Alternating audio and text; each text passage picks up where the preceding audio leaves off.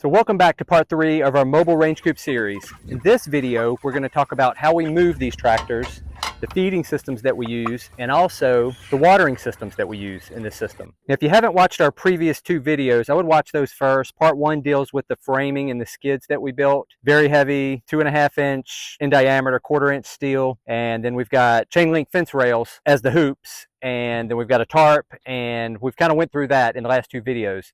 So here we're going to talk about how we're managing the broilers in this system. Before we get into the video, I just want to mention we have a newsletter. This newsletter is things that I typically don't share on YouTube. It's marketing ideas that have worked for us on the farm. It's websites or online references or sources that I have found that have helped me on the farm. And all this stuff I'm sharing is stuff that I think could benefit you as a farmer. So if you will, sign up for the email. There's a link below. One email every 1 to 2 weeks. No spam.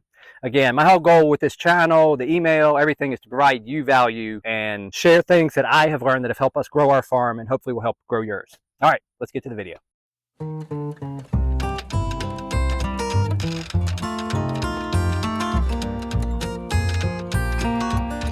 So welcome to the channel. I'm Jason with Long Bottom Farm, part-time farmer. And today we're going to show you the ins and outs of how we move this system, how we feed our birds in this system, and how we water our birds in this system. We're also going to talk about how we protect our birds from the cattle. If you look behind me now, we've got cattle in the same pasture with the broilers. The reason for that is we want to get this good fertilizer down on the pasture, but there's still a lot of grass in here too. So we have to keep the chickens separate from the cattle, and we use electric fencing to do that, and I'll show you how we've got that set up to integrate with the mobile range coops. So come join us on this journey as we talk about how we started from small beginnings with small chicken tractors, and we've moved up to these big guys. 1, to scale up, and 2, to make it more efficient for us and easier on us in managing these birds. So first, let's talk about moving. To move these birds, we typically use our John Deere Gator. It works great, but it does put a little strain on it. It's better to use a tractor or a truck if we have it to move these, as those are a little more efficient and not so much strain. These are heavy, and we built them to be heavy on purpose.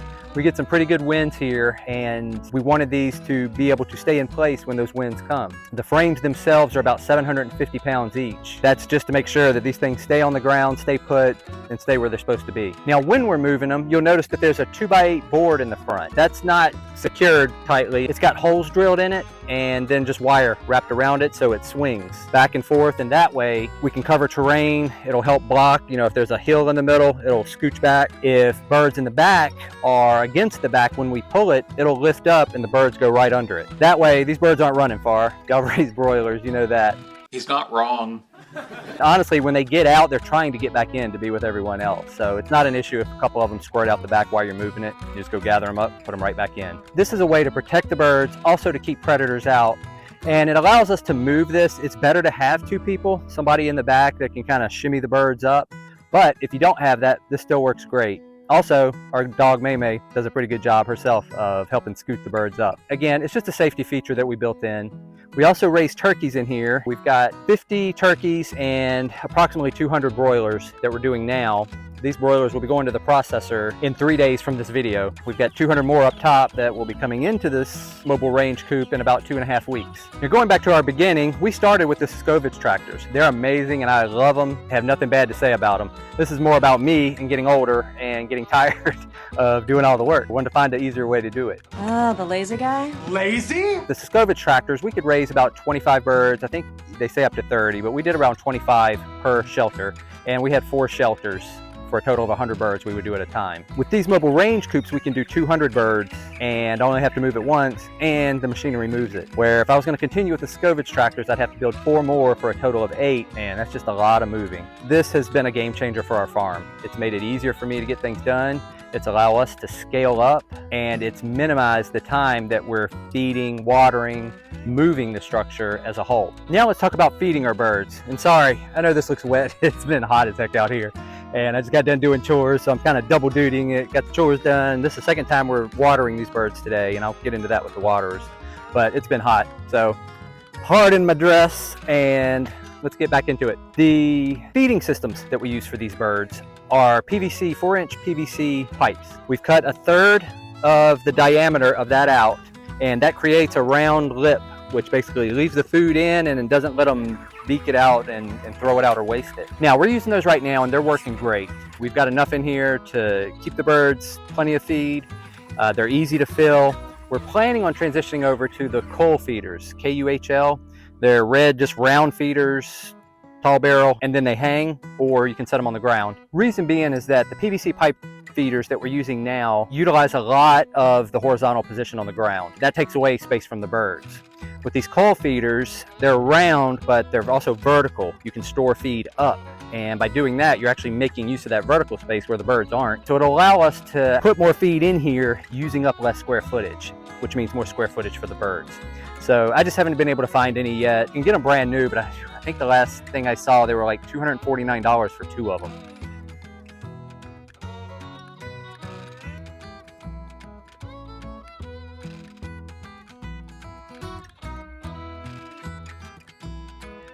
And so I've been looking for, a lot of times big poultry houses will go out of business. So Facebook, Marketplace, Craigslist, there's many different places you can find them.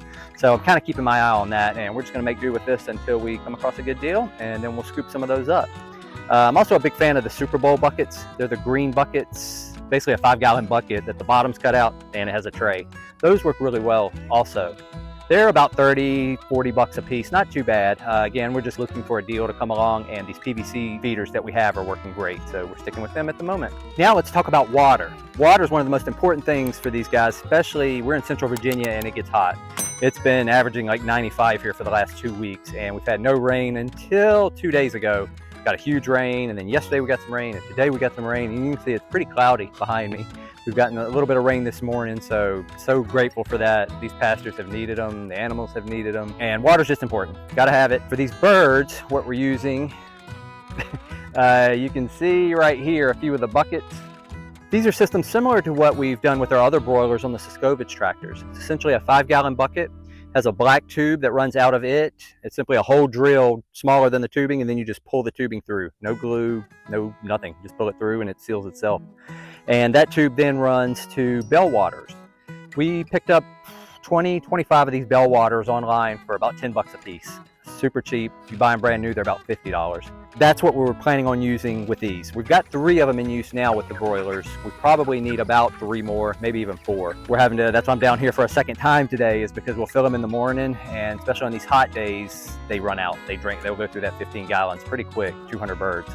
So we'll do another 3 buckets, which is 15 gallons. And then we've also got these tall, I believe they're about 6-gallon waters that we put on the ground. So that way, just to ensure that they've got water, they've got clean water. And again, we'll replace that ground one with more of these buckets. I ran out of tubing. I need to get some more of the tubing. That tubing comes from QC Supply. If you're looking for the parts for those bell waters, QC Supply has the nipples, they have the tubing, and pretty much all the parts that you will need for those bell waters to make them work. Or if you just need to replace something.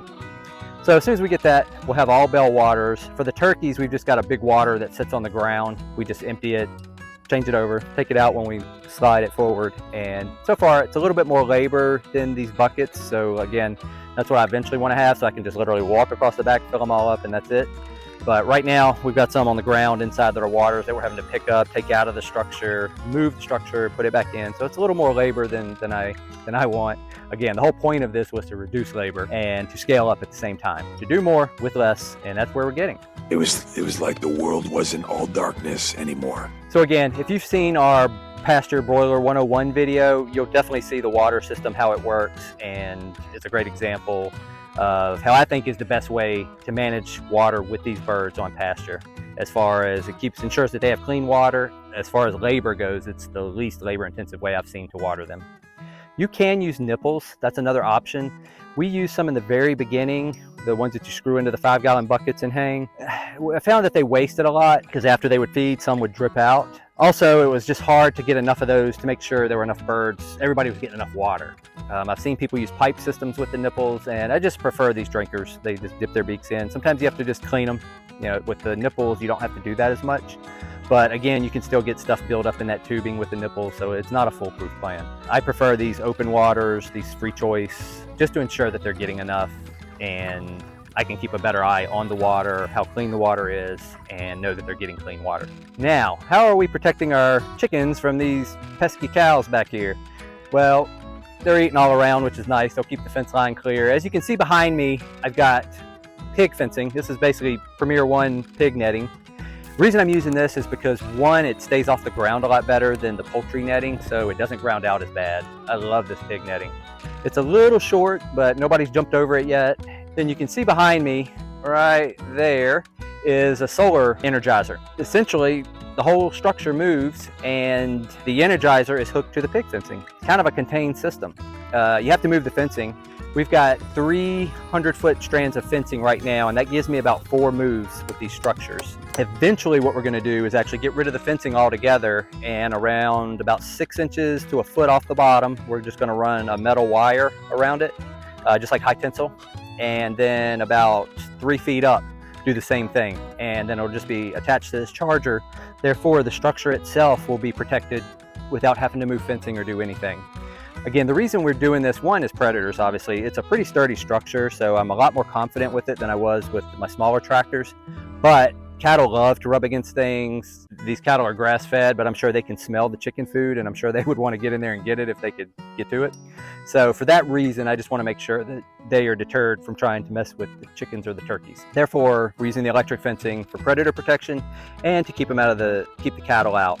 Now, we move these cattle, so the cattle will only be here a couple days to maybe a week or so. Right now, our grass situation has been pretty bad here in Central Virginia because of the lack of rain. So we're having to modify how we move guys a little bit, and may even start feeding some hay here if we don't start getting some rain, which we have. So hopefully that will continue. But the pig fencing is simple. Going back to labor, that's the whole point. I'm trying to make these mobile range coops self-sufficient, where they do the electric, they do the feeding, they kind of do as many things as we can get to decrease the labor that we are doing. You've got to work smarter, lad, not harder.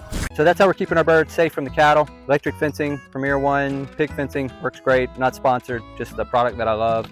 We use it for everything and highly recommend it. In the next few weeks, we've got some more plans to do to these that I'm going to share with you guys, and I think you'll find it really helpful. One is incorporating the electric fence actually onto the shelter. 2 is the coal feeders, so we'll get more use of the vertical space with inside the shelters. 3 is adding the extra water systems, so I'm just watering from one place and not going to the front and going to the back. And lastly, which I haven't mentioned, is for the gator, we're actually planning on putting a winch on the front.